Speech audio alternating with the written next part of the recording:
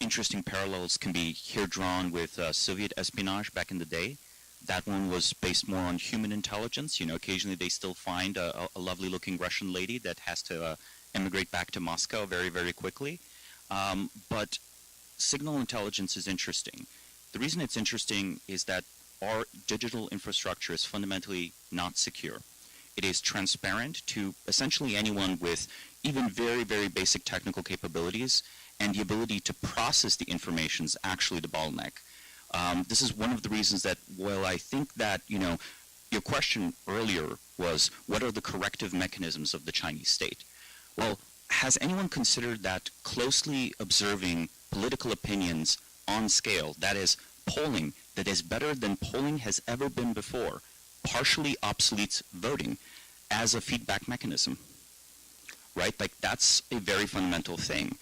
The Chinese government might, in fact, because of information technology, prove to, in the short and medium run, not in the long run, be a more robust and adaptive authoritarian state than what we've been used to. Secondly, Marxist-Leninism was an extremely important thing to bring up. We know communist states understand how to destroy markets. They've done so several times successfully in the 20th century, and even some places like Venezuela in the 21st century. It's not always good for them, but they can do it.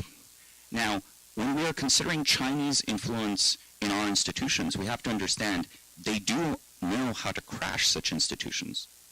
So, perhaps transitioning the global economy from this international liberal architecture of the 20th century is terrible for the world's economy, but it might still make for good politics. I think we underestimate the willingness of Chinese leadership to take moves that are harmful to the world's economy if they feel sufficiently politically secure. Looking at countries such as, you know, North Korea and Venezuela, we note that economic conditions can be very, very terrible, yet the party can remain in control.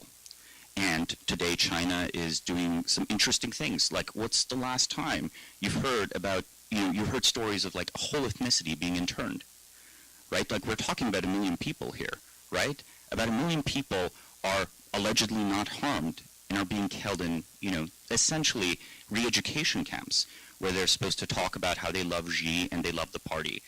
Will they be ever released? Are you just going to keep them there year after year after year?